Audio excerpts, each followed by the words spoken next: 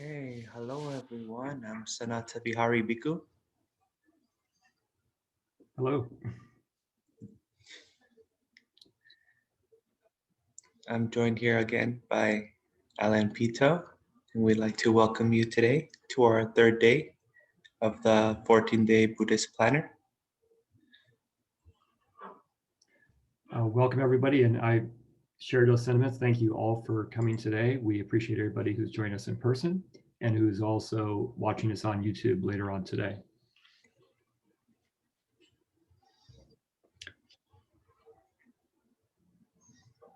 So I'm going to go ahead and guide us again in the Five Remembrances. So this is going to be a recurring theme throughout these 14 days.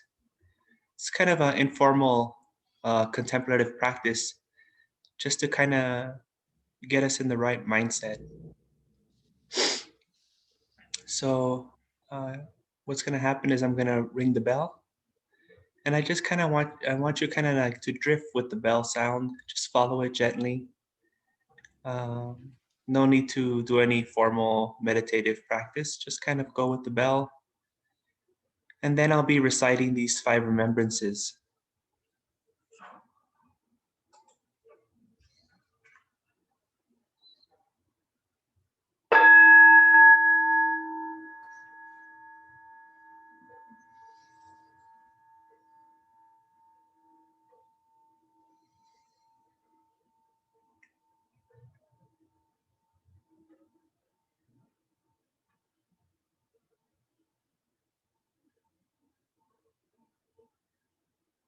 I am subject to aging. There is no way to avoid aging. I am subject to ill health. There is no way to avoid illness. I am going to die. There is no way to avoid death. Everyone and everything that I love will change. There is no way to escape being separated from them. My only true possessions are my actions.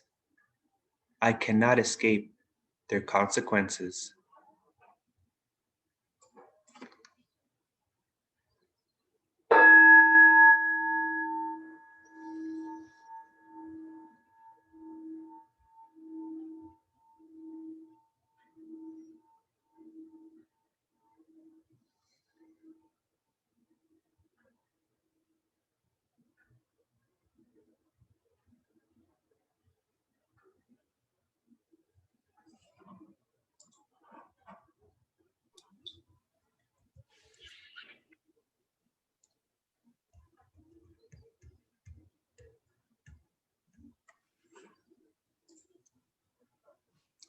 All right, Alan, you can take it away.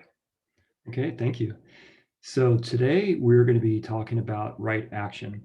And what we're doing with the first part of our 14 days is actually following the Buddha's Noble Eightfold Path.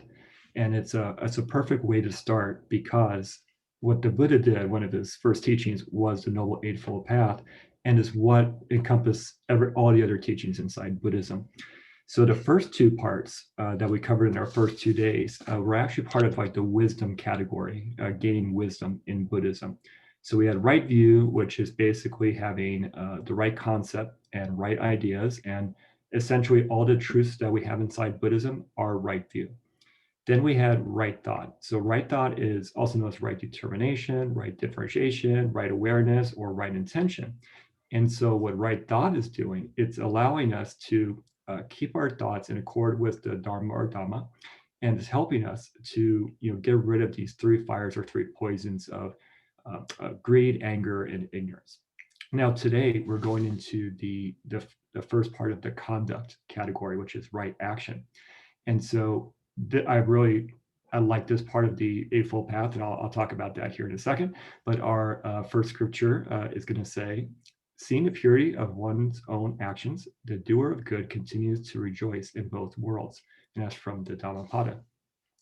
So essentially what we're doing here, we're talking about karma and kamma. And so we want to ensure that our actions, our conduct is in accord with the Buddhist teachings. And so there's a few ways we can actually do that. So when we have the 5 precepts inside Buddhism, but specifically what we're kind of talking about here, we want to do at least 3 things. We want to make sure that we are protecting life, we're being compassionate, and then we're giving charity. And so how can we kind of do that, especially during the pandemic, during lockdowns, quarantines, etc. So just yesterday, I was at the store getting groceries, and a lot of times you'll say, "Hey, do you want to give like a small donation towards food for people who are unfortunate, don't have in trouble right now, or whatever other charity is going on." And that's actually a very easy way to kind of give charity. Like, okay, I can give $1, $5, something like that. It could also be where you're also helping maybe a neighbor who can't get to the store, for whatever reason, and you're actually bringing them something back. So it's not always monetary in nature. But the biggest thing is that you don't want to do this just like on autopilot, like, okay, I'll just give the dollar, or yeah, I'll just do this, or maybe expecting something in return. We're doing this out of compassion.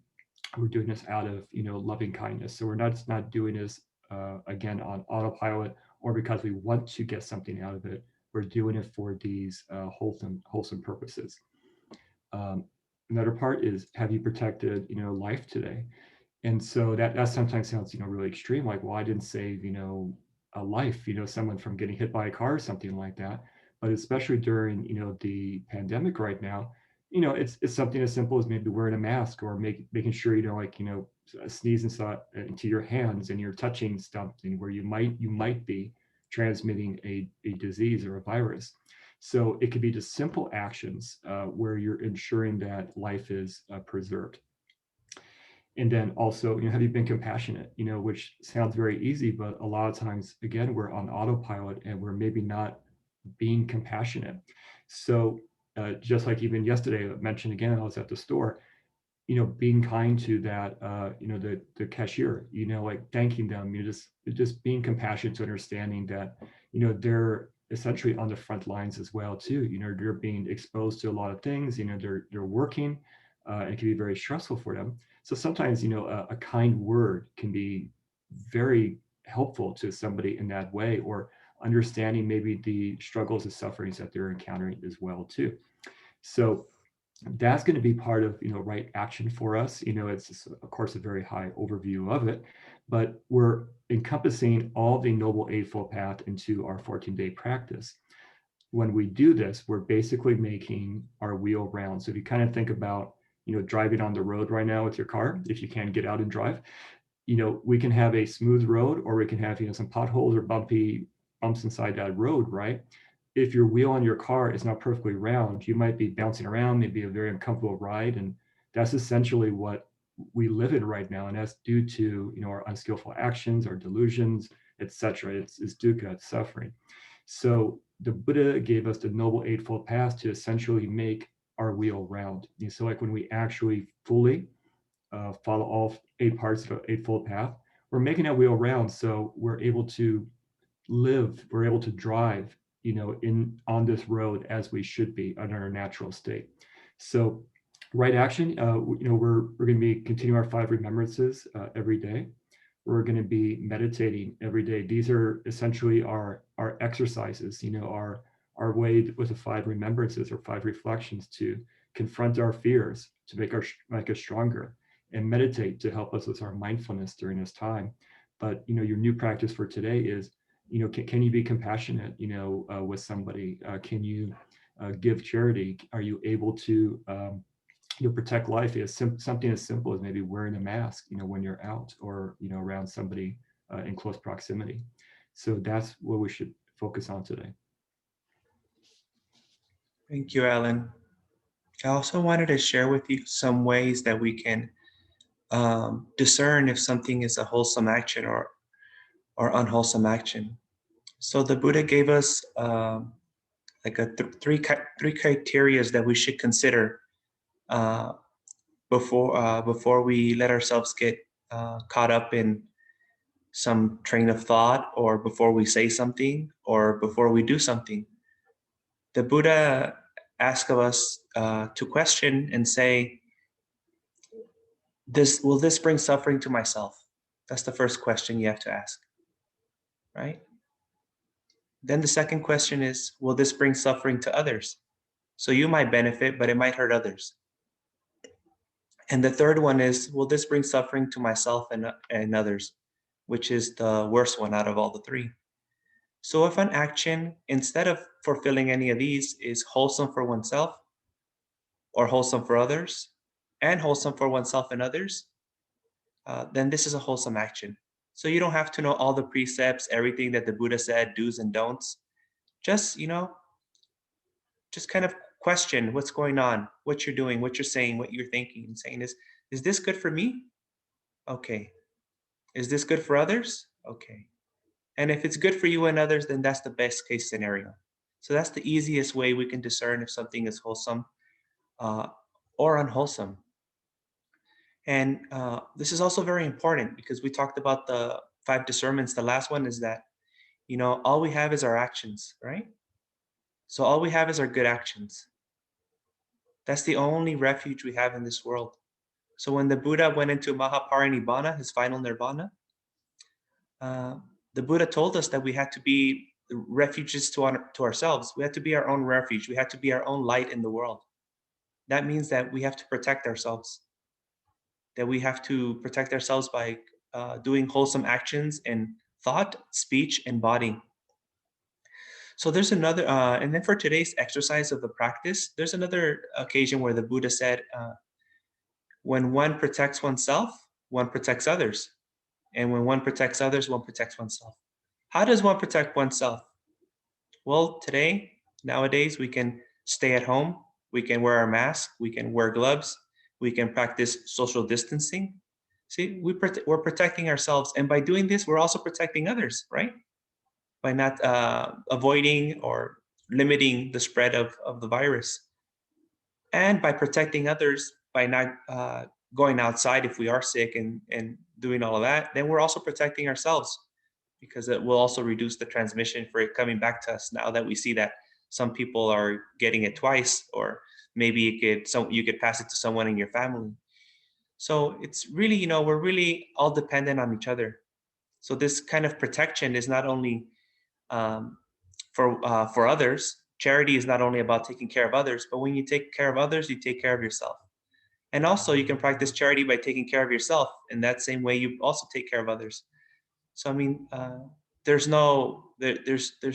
really no reason why not to do it or how not to do it. I mean, if you just take care of yourself, you're fulfilling it, and if you take care of others, you're fulfilling it. So you can go about it two ways. For some of us, it's very difficult to take care of ourselves. Maybe we're a little self-critical, so it's easier to help others. And then for other people, I might be maybe a little cynical and too difficult to take care of others. So you can take care of yourself. Well, no matter who you take care of, you're fulfilling the category. So I just kind of wanted to share that to open it up for everyone because we all have different ways of doing things. And I think this Buddhist teaching allows us to kind of incorporate the protection no matter our temperament or what we're inclined to do. Well, okay. So I think it's time for the meditation, right, Alan? Yes, absolutely. Okay. So on the first day when we practice meditation, I just kind of had you just be aware that you're breathing. And yesterday we practiced counting the breath. When you breathe in, you say one, and then when you breathe out, silently in your mind, you relax, and then you count to two and you relax.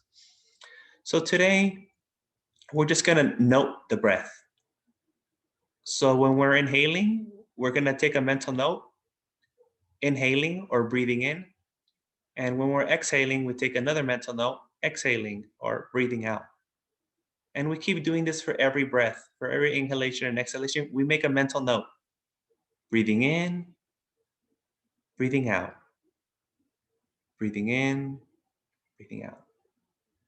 And if you get distracted, no worries. The point of this exercise is that when we get distracted, we notice it and then we come back to it. So as long as you keep coming back to it, even if you drifted for 5 minutes, the entire meditation, if at the end you realize, wait, I'm drifting, I have to come back, it was a good meditation because you're developing it. You're developing this skill. and we're all gonna be developing at different rates and different levels. So what I'm gonna do is I'm gonna ring the bell, and then we're gonna practice uh, noting the breath.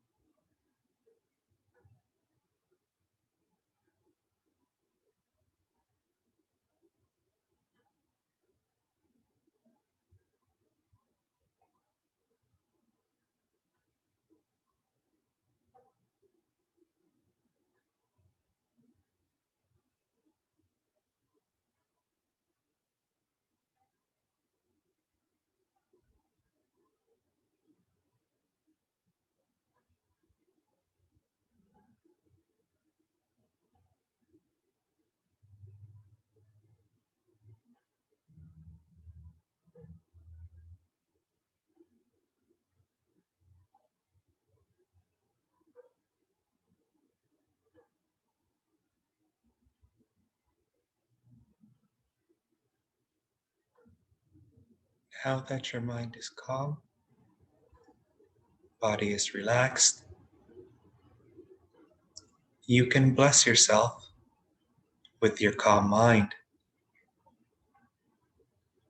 By the power of this harmonious action, may I be free from immature company. May I always have good companions until I attain freedom.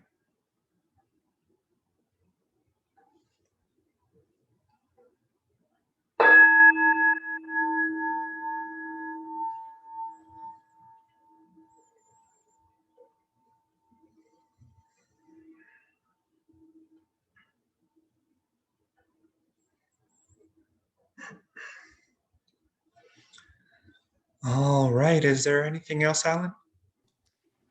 The only thing I like to say to everybody is just little words of encouragement that what we're doing with our Buddhist practice is helping to make, like I give the analogy of a wheel, we're helping to make our wheel round. And so everything we're doing, we're balancing that wheel. We're balancing our life in accord with the Buddhist teachings and path. So do not be, overly concerned if like maybe today you maybe didn't say a compassionate word or act of charity or something like that.